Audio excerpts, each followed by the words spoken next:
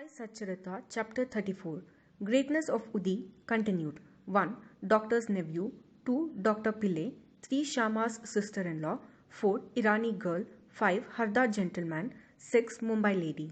This chapter continues the subject Greatness of Udi and describes cases in which the application of Udi was most efficacious. Doctor's nephew. In Malegaon district Nasik, there lived a doctor, qualified and degree holder.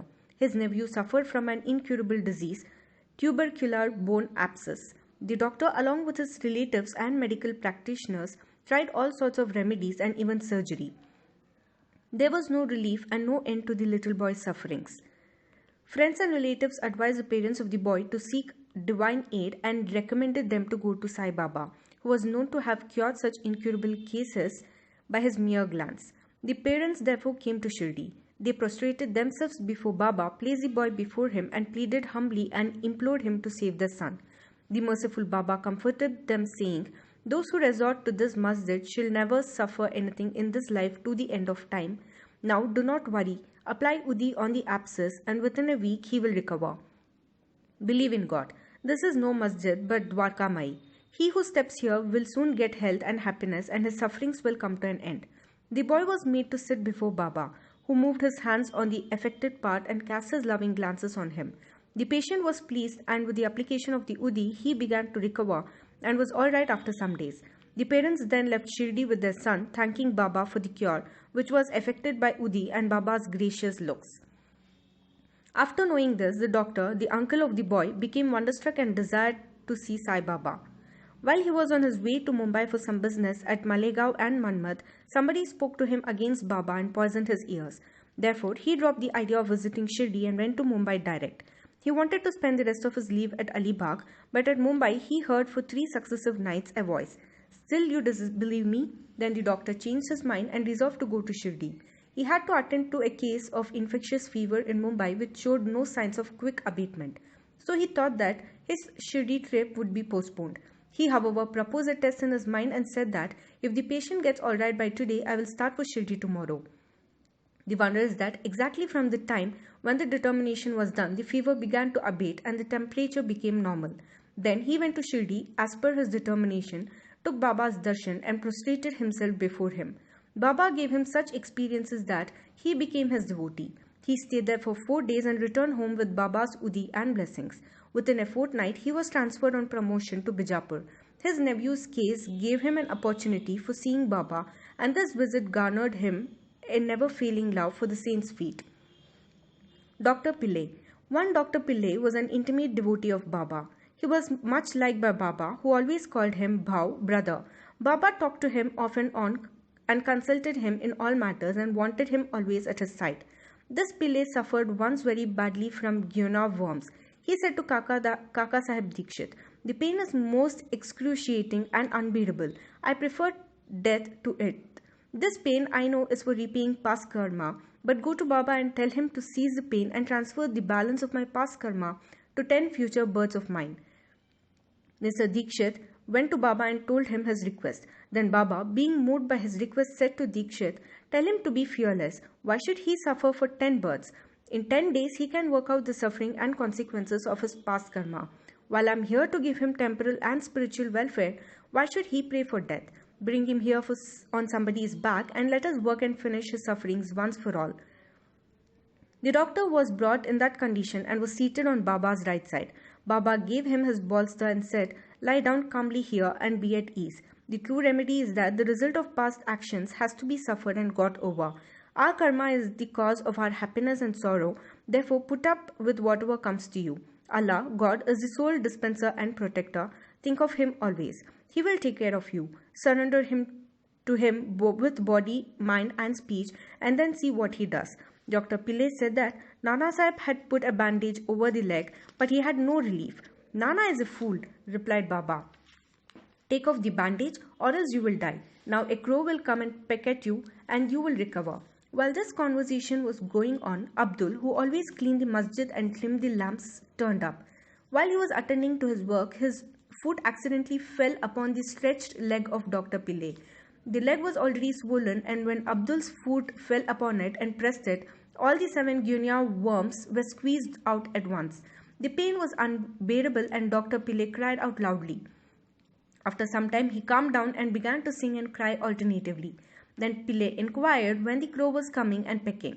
Baba said, "Did you not see the crow? He won't come again. Abdul was the crow. Now go and rest in the vada and you will be soon all right." By the application of the udi and by taking it orally with water without taking any other treatment or medicine, the disease was completely cured in 10 days as assured by Baba. Shama's sister-in-law. Shama's younger brother, Bapaji, was staying near the Savli well. Once his wife was attacked with bubonic plague. She had high fever and 2 buboes in her gryons.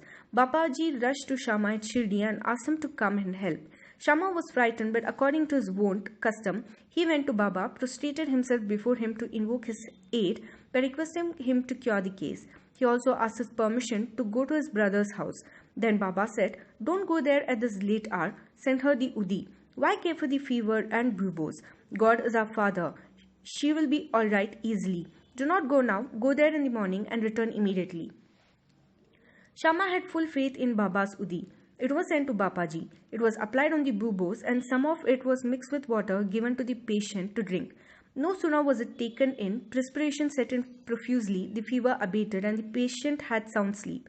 Next morning, Bapaji was surprised to see his wife all right with no fever and no buboes.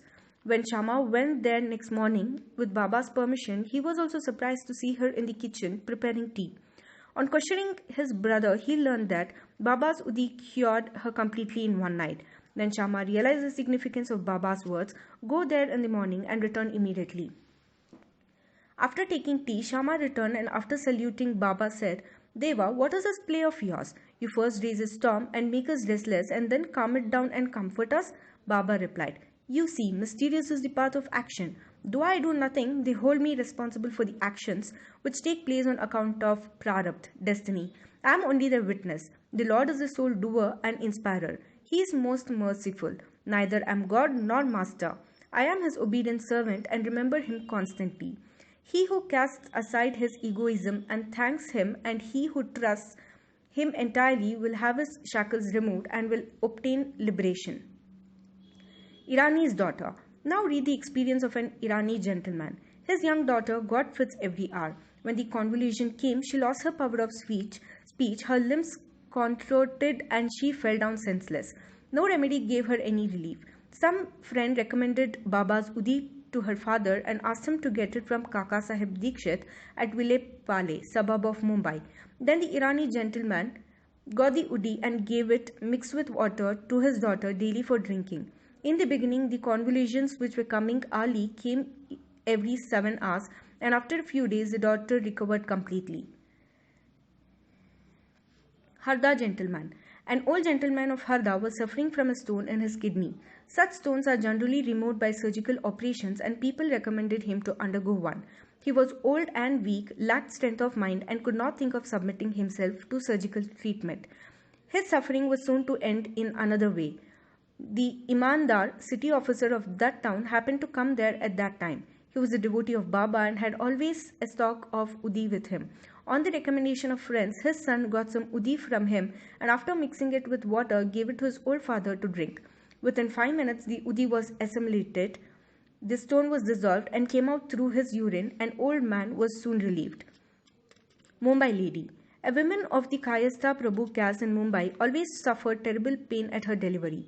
She was much frightened every time and she became pregnant and did not know what to do.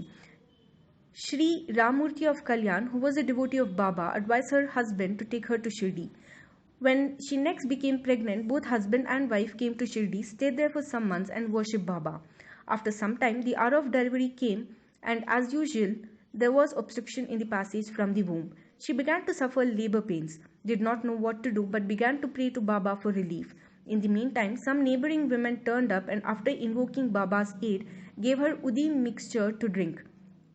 In 5 minutes, the women delivered safely and painlessly. The issue was stillborn according to its fate, but the mother, who got rid of the anxiety and pain, thanked Baba for the safe delivery and ever remained grateful to him. Bow to Sri Sai, peace be to all.